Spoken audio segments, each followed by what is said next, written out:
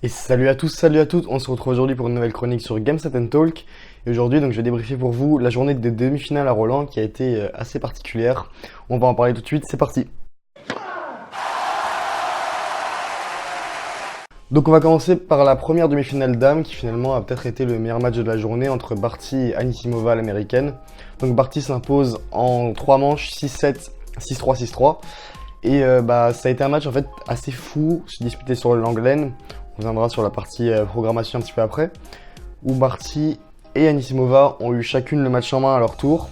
Barty qui commence par écraser son adversaire d'un 5-0 d'entrée avant de se faire remonter et de perdre le set au tie-break 7-6. C'est un scénario qui s'est reproduit assez souvent puisque dans le deuxième set, ensuite Anisimova donc, se retrouve à mener 3-0, donc à mener 7-6, 3-0 avec complètement le match en main pour foncer vers une première finale en Grand Chelem à 17 ans, ce qui aurait été complètement fou, alors qu'elle a gagné ses premiers matchs en Grand Chelem cette année et qu'elle a gagné son premier titre sur le circuit cette année il y a 2-3 mois. Mais la tendance s'inverse, Barty avec plus d'expérience et peut-être avec le bras de son adversaire qui s'est mis un petit peu à trembler face au poids de ce qu'elle est en train de réaliser, qui revient et qui lui inflige donc un 6-0 pour prendre le 7-6-3. Elle inflige 6 jeux de suite à son adversaire. Et derrière, on va dire que le coup derrière la tête était peut-être trop fort. Ça fait ensuite donc 6-3. Dans un match finalement qui aurait été assez fou par son scénario, mais assez court. On ne bat même pas les 2 heures de match. Parce que les deux joueuses ont souvent joué très bien l'une après l'autre, chacune profitant des faiblesses de l'autre. Et à ce jeu-là, c'est Barty qui s'en sort le mieux. Et qui s'affichait comme une immense favorite de ce tournoi après l'hécatombe qu'on a eu dans le tableau, qui est donc à sa place en finale.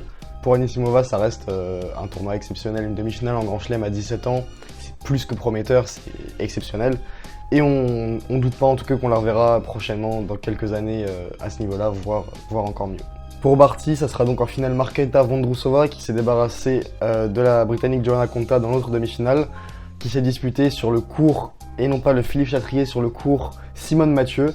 Alors j'ai absolument rien contre le Simone Mathieu, c'est un très beau cours qui est très bien fait, qui est tout neuf, mais c'est absolument pas un cours pour jouer des demi-finales de Grand Chelem, parce que ok, la programmation est ce qu'elle est, et on pouvait pas mettre 4 matchs sur le central aujourd'hui, parce qu'avec les conditions météo qui allaient être terribles, on pouvait pas penser théoriquement qu'on allait jouer 4 matchs, et ça s'est bien prouvé aujourd'hui, on n'a même pas pu en jouer 2.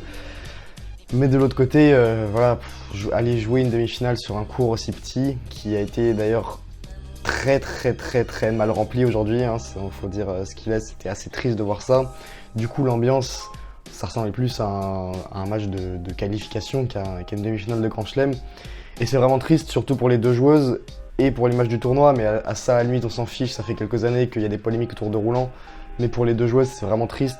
Et Konta en conférence de presse, elle n'a pas voulu mettre de l'huile sur le feu, mais on comprend bien entre les lignes que forcément les 4 joueuses ont trouvé ça un petit peu bizarre, un petit peu étrange selon leurs termes. Elles vont pas en dire plus, mais on comprend très bien ce que ça veut dire.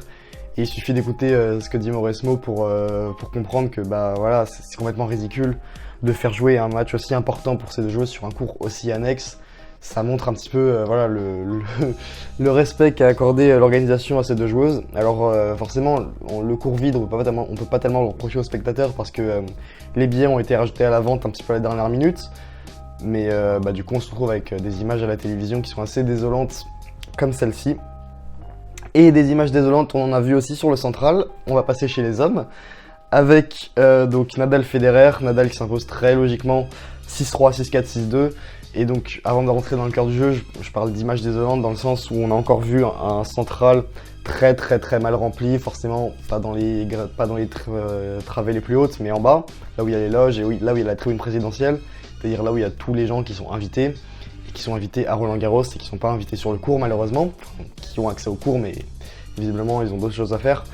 Alors oui, le match était à 13h, c'est peut-être l'heure du déjeuner, mais je veux dire, si quand t'es invité à Roland, tu viens pas voir même un Nadal Federer, je sais pas quel match tu viens voir, c'est vraiment les icônes, les joueurs emblématiques du circuit, les joueurs emblématiques de ce sport.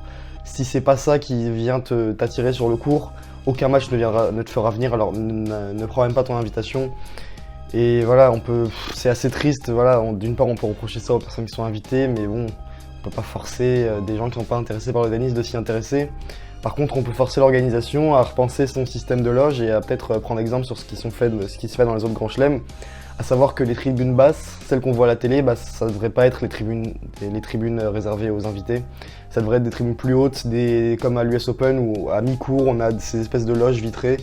Et c'est là que devraient être les invités. Les places auprès du cours, ça devrait être des places certes plus chères, mais réservées à la vente générale. Oui, ça c'est assez triste. Enfin bon, on va revenir sur le sport, avec Nadal qui s'impose donc 6-3, 6-4, 6-2. Il n'y a clairement pas eu photo et on pouvait quelque part s'y attendre. Nadal avait réponse à tout, et pourtant Federer a fait quand même un très bon match. Enfin, en tout cas, dans les intentions, il a mis un petit peu de temps à rentrer dedans, mais après on va dire 2-3 jeux, les intentions étaient là, les intentions étaient bonnes. Il y a eu pas mal de variations, il y a eu beaucoup de montées au filet, même s'il n'a pas toujours été très en réussite et très adroit dans ses choix au filet. Il y a eu, voilà, même en fond du cours, il a parfois tenu la cadence avec Rafa, même si c'était absolument pas une filière dans laquelle il aurait eu une chance de gagner le match. Il y a eu énormément de vent sur le central, vraiment énormément. Et malgré cela, les deux joueurs ont quand même livré un combat assez intense pendant 2 sets. Le gros cœur du combat se situant dans le second set, avec un tournant du match à 4-4, quand Federer sert pour aller mener 5-4, il a 40-0 sur son service, et derrière il se fait breaker. Il se fait breaker en prenant 5 points de suite, et il perd le set. Derrière, voilà, il n'y avait aucun doute que mener 2-7-0 contre Rafa sur le central, après avoir déjà dépensé énormément d'efforts, le match était plié, et en effet, c'est ce qui s'est passé. Pour Federer, ça reste un tournoi complètement réussi, une demi-finale à Roland, après autant d'absence sur terre, et après voilà, une saison terre battue globalement maîtrisée. Il a lui-même pas apparu comme étant spécialement déçu de sa performance, au contraire, et il avait toutes les raisons du monde d'être satisfait de sa saison, d'être satisfait de son match. Alors forcément il y a un petit regret dans le sens où il aurait pu prendre un set, il aurait tout à fait pu, même à mon sens, mériter de prendre ce second set. Il me paraissait plus entreprenant que l'Espagnol, ça c'était évident, mais plus en réussite sur ses choix, et malheureusement c'est pas récompensé. On le retrouvera donc pour la saison sur herbe. Pour Nadal, on le retrouvera donc dimanche sur le central, opposé, eh bien on sait pas encore à qui, opposé soit Dominic Thiem, soit Novak Djokovic. Le match a été interrompu alors que Thiem menait 2-7-1. Alors il menait même 3-1 dans le troisième set, mais Djokovic a, on va dire, forcé une interruption, c'est-à-dire qu'il a tout simplement quitté le court. Et le match n'a pas repris. On peut se demander pourquoi le match n'a pas repris d'ailleurs, parce que on a quand même eu une bonne fenêtre d'environ 1 heure où il ne pleuvait pas. Et à l'heure où je parle, je suis encore pas sûr qu'il pleuve à Roland. Donc bon, on peut se demander si en coulisses il n'y a pas eu une forme de pression forcément de Novak qui étant très mal embarqué dans la rencontre. Forcément on n'a pas envie que le match se finisse aujourd'hui, il y a tout intérêt à ce que ça se finisse demain, le temps que le momentum de Thiem s'effondre un peu. Thiem, lui, à l'inverse, doit, à mon avis, plutôt enragé de ce scénario et de la manière dont tout ça est arrivé. C'est-à-dire que c'est finalement une interruption qui sort un petit peu de nulle part, parce que c'est Djokovic qui littéralement quitte le court à 3-1 avant même que le match soit interrompu officiellement. Donc bon, c'est assez étrange, et dans le jeu, c'était également un match assez étrange, parce que avec un vent vraiment incroyablement fort. Alors je peux simplement transmettre ce que nous on nous dit à la télévision, parce que sans être sur place, c'est compliqué d'avoir vraiment une sensation du vent, hormis les images près du court où on voyait les bourrasques qui soulevaient littéralement la terre battue et qui gênaient vraiment Novak. Il s'en est plaint à plusieurs reprises, et il a fini par quitter le court. Mais voilà, et ça forcément, pour tous ceux qui ont déjà joué au tennis avec un peu de vent, ça devient très vite injouable. Alors à notre niveau, certes, à leur niveau également. Et voilà, ça a donné des points assez étranges où par exemple Novak qui semblait c'est un joueur qui parfois a cet aspect un petit peu désarticulé. Là c'était complètement accentué par le vent, parce que les balles, son placement du coup devenait complètement inexact, avec des balles qui prenaient des trajectoires inattendues.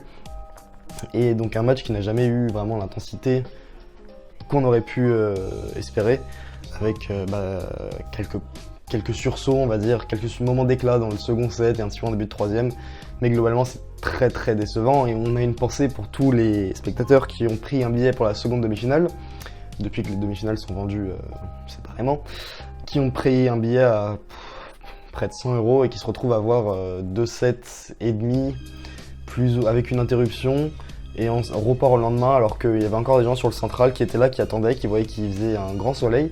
Et on leur dit que le match se finira demain, ils doivent être sacrément frustrés, et forcément aucun moyen de remboursement n'est possible, dans la mesure où on a eu plus d'1 heure de jeu. Donc voilà, et pour d'un point de vue sportif, c'est également un gros problème. On peut se poser une grosse question sur l'équité de cette finale, avec Nadal qui a eu finalement une programmation assez normale en jouant tous les 2 jours, alors qu'à l'inverse, l'autre partie de tableau avec Thiem et Djokovic, on va avoir un joueur qui va arriver en finale en ayant joué tous les jours depuis mercredi, jeudi, vendredi, samedi et dimanche. comment aller battre Nadal derrière en ayant joué toute la semaine quasiment alors que lui a un jour de repos entre chaque match, ça paraît vraiment une équation insoluble et l'Espagnol doit être bien content de voir comment les choses évoluent. Donc voilà, on ne peut que souhaiter que le toit arrive l'année prochaine.